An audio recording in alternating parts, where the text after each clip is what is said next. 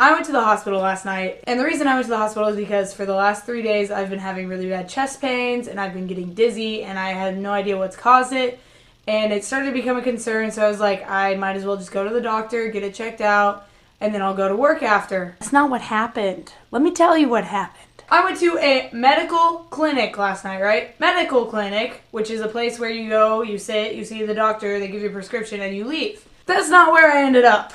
Alright, so I went to this clinic, and it was a clinic. I walk in, and I go up to the reception, and I said, hey, do you guys have, like, general practitioners here? And she said, oh, no, you just have to go around the corner, down the hallway, across the street, through the woods, over a river, through the ocean on a boat, and then take a plane to China, and then you go to the emergency room over there. So I walked for a good half hour to get to this fucking emergency room that was in the same building. Why is your hospital so fucking big? That's so dumb. Like, if I'm bleeding out internally and you're making me, like, travel through the Netherlands, how the fuck am I gonna survive to get to the emergency room? Not cool. So I get to the emergency room and I'm like, oh my god, yes, I'm gonna see a doctor. It's the emergency room. That means things will go faster. No, they don't go fucking faster. It's actually slower than a doctor's office. So what do? I go up to the window and I say, hey, I'm having really bad chest pains. I'm really dizzy. I need to see a doctor. All right, can you fill out this paperwork? Thank you. You want me to fill out fucking paperwork when I could be having a heart attack? What the fuck? So I fill out her freaking paperwork and I'm like, here, can I see a doctor now? Oh no, we'll call you up when it's your turn. Wait, it's my turn, lady. I could be dying right now and you're freaking making me wait. You're making me wait to see a doctor and I'm having like heart palpitations. Like I'm having an anxiety attack because your ass doesn't give a fuck and you hate your job. So finally they call me back. It's like an hour later and I'm like, dope. Get to see the doctor. Walk in there with the nurse and I'm like, cool, where are we going? And he just points to a fucking like bed and he's like, sit there. All right, I can do that, sir. Yeah. So I sit down in this bed and he asks, so what's brought you in here today? I just filled out fucking 30 pages of paperwork. I wrote a damn essay about my life and you're asking me what's wrong? Seriously? Just read the fucking paper. So I told him, oh yeah, I'm having really bad chest pains. I'm kind of dizzy. I've been dizzy for like 3 days. Same thing. Yeah, 3 days. Okay, cool. And he's like, all right, what we're going to do, I'm going to put these little sticky pads all over you and then hook these little wires to you and you're going to look like fucking Terminator. And then I'm going to see how your heart's doing. And I was like, cool, good, awesome. Results. I like results. He puts these fucking sticky pads all over me, looks at my leg tattoo, and he's like, well, doesn't that just look fucking cool? Yeah, buddy, but I'm dying. Moving on from the tattoo, I'm dying. Let's go. So first time he tries to do it, machine doesn't read anything. I'm dead. Clearly I'm dead on the paperwork. And he says, wonder what's going on here. I don't know, homie. Do I look like a fucking surgeon to you? I don't know. Fix your shit. Let's go. You went to school for this and paid a lot of money. I'm just here as your patient. Help me. Fix me. I'm broken. So he like adjusts a couple things and then it reads. And he's like, okay, I'm going to bring this to the doctor. Please go back out to the waiting room. Go back to... What? You want me to go sit somewhere and fucking wait? Oh my god. Okay. So I go back to the waiting room and I'm there and I'm looking at the clock. I'm looking at my phone. Phone's at 75% battery. I didn't bring a charger. My phone's gonna die. I didn't bring a charger. Start having more of a panic attack. My heart starts pounding. And I'm like, shit, my phone's gonna die. And then I look up to my right and there's a TV. And what's on it? Obama's fucking speech last night. So I sat there and watched the entire thing. You know why? Because it took them 6 hours to let me see a doctor. 6 hours in the emergency room. 6. Why did it take 6 hours? Because it wasn't a heart attack, so it wasn't urgent enough that I needed to be seen right away. I could have fucking gone to work and come back and then seen the doctor. Because when I finally saw that doctor, it was when my shift ended at work. What the fuck is the emergency room for? But while I was waiting, I noticed a couple things. I noticed a lot of kids screaming and kicking the chairs that I was sitting next to because all the chairs are connected.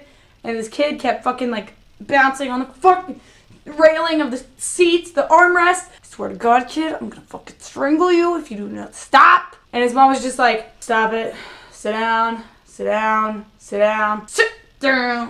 And then he would sit down. And then he'd get back up and do it again and again and again. And then they eventually left. When they called the kid's name, they were like, excuse me, Aiden. Aiden? Aiden? Did anyone see where that fucking kid went? Yeah, they left like half an hour ago and you should have seen them. Oh, well, okay. Like, call somebody else. What the fuck? His bed is like, his room was ready. Like, put somebody else in his room. The people are just, my mind is just baffled with the way hospitals work. Like, 4 people that came in after I came in, like 2 hours after I came in, went in before me. Dope. Let me just fucking pull my heart out of my chest and hand it to you so I can see a doctor. I texted my dad who's in Oklahoma and he was like, you should probably call your mom. I really don't want to call my mom. I really, really don't want to do that. And he's like, well, you know, you should probably call your mom. Fine, Dad. Fine. Okay. Here we go. And this whole time my mom's freaking out. She's like, sweetie, do you need me to come there? I'm in Tennessee. I'm in Nashville. I can just get on a fucking plane. I can fly to see you right now. You just say the word, girl. Girl, you just say it's okay. Word, and I will be there. Well, sweetie, I'm gonna get your aunt to call you. Your aunt, she does at-home nursing, so she's gonna call you, and she's gonna just take care of you. Fine. So my aunt calls me. Hey, sweetie, so how are you doing? Okay, so here's what you need to do. You need to get them to give you your CMPs, like they need a copy of all this stuff, and I want you to go to Oxford and study the medical dictionary, and you need to ask them for 35 things that you probably don't even know the name of. All right, thanks. And I need copies of all of this. All I want to do is see a doctor. I don't need my mom freaking out. This is why I don't tell my mom when I go to the doctor, because I know she's going to do this every time. So, yeah, that was an adventure. And then every half hour, my mom would call me. Sweetie, are you okay? Have you seen the doctor yet? No, Mom, I'm still waiting like I was 3 hours ago. I will let you know. As soon as I get to see the doctor, I will let you know. Well, Mom, sweetie, that's unacceptable. Okay. I really... Mom, let me talk to the doctor. Let me just bring... I'm fine. I'm not dying. Well, that's unacceptable because, like, my baby is sick, and, like, if you're just, like, pass out in the... Mother? Like, maybe if you just, like, would pass out in the waiting room, then a doctor would see you, you know what I'm saying? Yeah, just pass out. All right. Just act like you're, like, unconscious. By the way, this is not at all how my mom sounds. I don't know why I just made her into, like, a really annoying preppy valley girl. Love you, Mom. Thanks for giving a shit about my life. 6 hours later. 7 hours later. I don't remember. It was just fucking forever. Forever later, they finally call my name. They say my name wrong, and I'm like, fuck! Just call me Kay. God. So I walked back into a room, put on this gown, take your clothes off. I felt like I was in fucking prison.